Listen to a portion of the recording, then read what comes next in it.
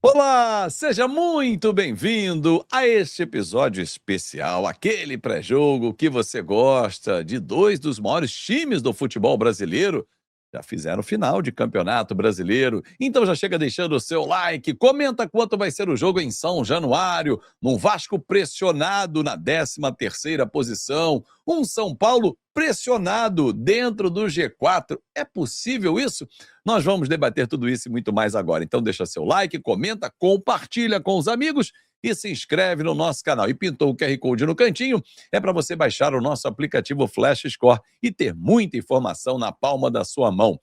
Eduardo Gerac, já vou chegar dando uma dica para a galera que gosta de fazer aquela aposta com responsabilidade, né? Para maiores de 18 anos.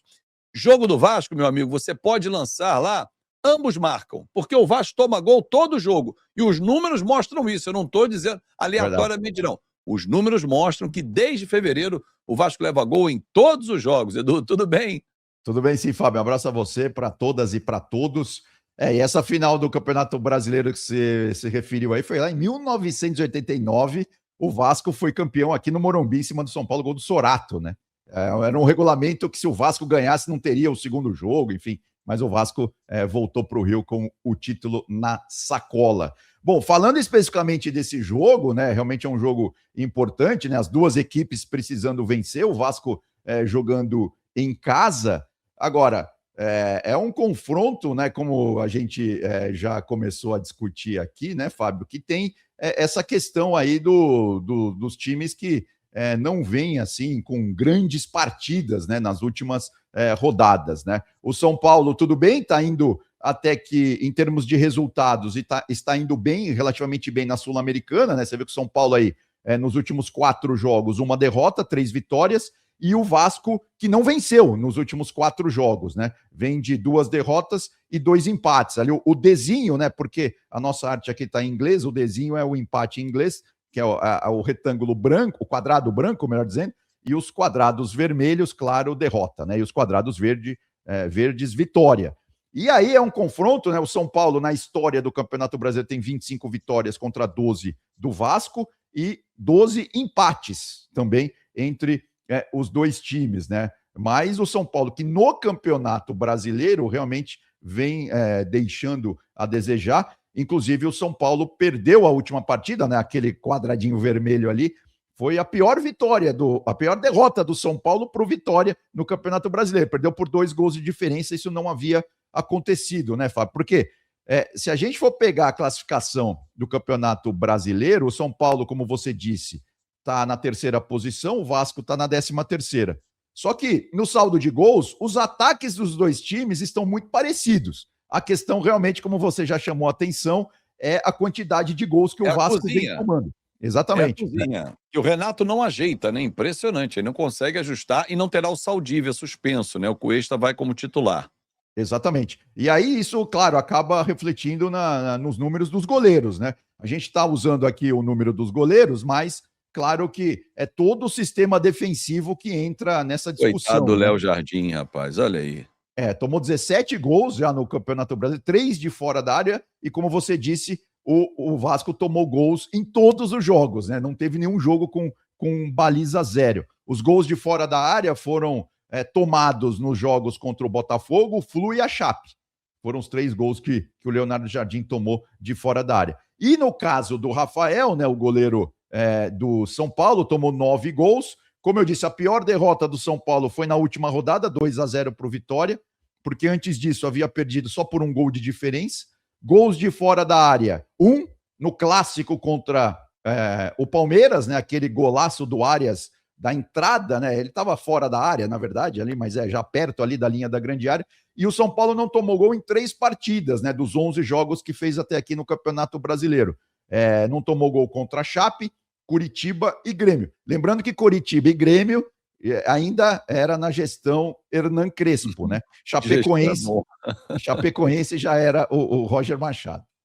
Mas esses números aí, o Edu, quando você coloca baliza zero para o Vasco, e baliza 3, né? Baliza zerada em 3 oportunidades, isso faz toda a diferença. Sem dúvida, sem dúvida. Porque você consegue efetivamente. Claro que o Renato até tem uma teoria, não, eu não me importo se eu levar 3 gols e fizer 4. Ok. Isso é o melhor dos cenários. Se você fizer mais gols do que você levar, você vai vencer os jogos. Praticamente vai ser isso, né? Só que a realidade não é essa, Edu. A gente está vendo um Vasco muito exposto, muito vulnerável, com um poder de fogo interessante, como você disse, o 13º colocado tem o mesmo número de gols do terceiro, ok, né? Até tem um a mais, né? 16 a Exato, 15. exato. Mas a defesa é impressionante. Pode não levar muitos gols de longe. Até se puder repetir aquela arte ali para a gente poder mostrar do Leonardo Jardim, ele não leva muitos gols de longe. Ok, foram 3, né? Sim. Botafogo, Chape e Fluminense. Mas, amigo, dentro da área, que aí é onde o Léo Jardim tem que atuar, sair do gol e tal, cortar cruzamento, não está sendo assim. A zaga está deixando a desejar. E aí é questão de posicionamento, é questão de falar um pouquinho mais. O que você imagina que possa estar acontecendo? Ou evitar essas saídas do cruzamento também, porque não é a bola só chega na área se sai de algum lugar, né? Não, na verdade hoje isso aí é meio jogo a jogo, né? Passa muito pelos adversários. Por exemplo, contra o São Paulo, né? O Roger Machado, desde que chegou, e isso tem sido uma crítica a ele, ele privilegia, vamos dizer assim, o esquema e não os jogadores. O Crespo era diferente. Ou seja, ele Sim. quer jogar com 2 pontas abertos e laterais passando e vai ter muito cruzamento para dentro da grande área. Então, claro que o Vasco precisa se preparar, né? Principalmente para a bola defensiva ali, né?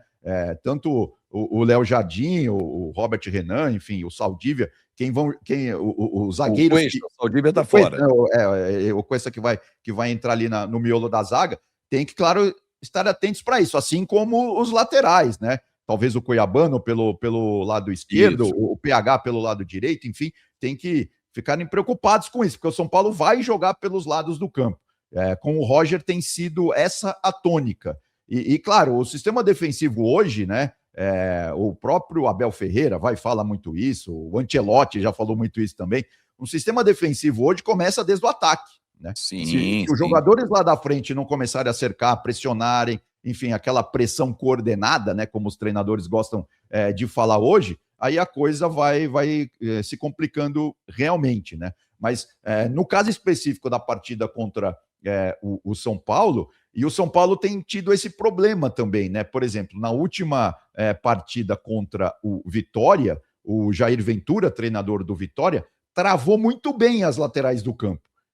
Ele colocou ali uma linha de 4 até 5 jogadores na zona central do campo e os laterais do São Paulo ficaram realmente perdidos, né? Não conseguiam chegar no campo de ataque. E isso acabou realmente complicando demais, porque o São Paulo até aqui não está, com o Roger principalmente, não está apresentando um plano B, né? Porque pelo meio, aí depende de quem vai jogar, se é o Cauli, porque o São Paulo também está revezando, né? Os jogadores, tem a Sul-Americana, semana que vem já tem Copa do Brasil e tal. Então, se Sim, vai jogar sim, sim. o Cauli, o Luciano, enfim, aí a coisa muda um pouco de figura, né? Contra o Rings na Sul-Americana, ele até ensaiou ali um 4-4-2, mas não acredito que essa seja a tônica aí para o jogo contra o Vasco, né? Então, falando, claro, do lado do Vasco da Gama, é isso, fechar a casinha, né? Ter concentração, estudar bem o adversário, e no caso do São Paulo, o principal mesmo é evitar os cruzamentos, né? As jogadas pelos lados do campo, né? Aí o Vasco tem números como mandante que são ruins, né? O próprio Renato disse que isso tem que mudar. O Vasco é Sim, apenas o exato. 10º melhor mandante, né? O Vasco tem 6 jogos em casa, excetuando esse do São Paulo, que vai ser o 7º, são 3 vitórias, um empate e 2 derrotas, 9 gols marcados, 8 sofridos, é muito gol sofrido dentro de casa. Se a gente olhar, inclusive, tirando a Chapecoense, o Mirassol, Chape levou 11, Mirassol 9, é o terceiro time que mais leva gols em casa. Por que eu estou citando isso, né, Edu? Porque em casa, teoricamente, você impõe mais dificuldade ao visitante. O Vasco não tem Exato, sido esse mandante assustador, como até se chama São Januário para o torcedor, um território hostil. Não tem sido. exato, exato. E o São Januário tem uma peculiaridade, porque realmente é complicado jogar ali, né? Não é todo time que se entende com o gramado, muitas vezes, enfim, é uma coisa bem que o Vasco tem que fazer valer, né? A sua casa, o seu gramado, a sua torcida, que é muito fervorosa, né? Ali em São Januário, Sim. né? E Realmente, fiel, né? exatamente, vai sempre e tal. Sem dúvida, essa questão de hoje em dia Até o Tele Santana já falava muito isso, né? Você tem que fazer a lição de casa, né? Não dá para Claro. escapar disso, né? Seja na Libertadores, no Campeonato Brasileiro, enfim, aquela média de você precisa fazer 2 pontos por rodada, mais ou menos, para ter condição de brigar por o título, né? Se você ganha já 3 sempre em casa, aí fora você pode especular ali, dependendo da partida, né? Mas sem dúvida, aí do lado do São Paulo como visitante, melhor dizendo, está na 6ª colocação, não é lá muito ruim, mas também não é muito bom. Claro, o campeonato tá só começando, né? O São Paulo que na última rodada, como já dissemos aqui, foi jogar contra o Vitória e realmente perdeu de forma meio que incontestável, né? Teve um jogador expulso, né? Logo no começo do segundo tempo, isso complicou demais ali o Lucas Ramon, que, claro, não estará à disposição do Roger aí para essa partida contra o Vasco da Gama. Mas vai ser um jogo muito interessante, claro, com os dois times precisando de mais dos 3 pontos, né? Assim como o Marcos Antônio machucado e o Arboleda sumido, né, com contrato para ir embora, enfim. É estranha essa situação do Arboleda, mas é um papo para um outro dia. Edu, forte abraço, excelentes jogos para nós aqui nessa rodada da Flashcore do Campeonato Brasileiro, e a galera com certeza vai curtir demais. Um abraço, amigo, até a próxima. Valeu, Fábio, abração, até mais. Valeu, muito obrigado a você pelo seu carinho, pela sua audiência. Deixou o like, curtiu, comentou, compartilhou, muito obrigado. É novo?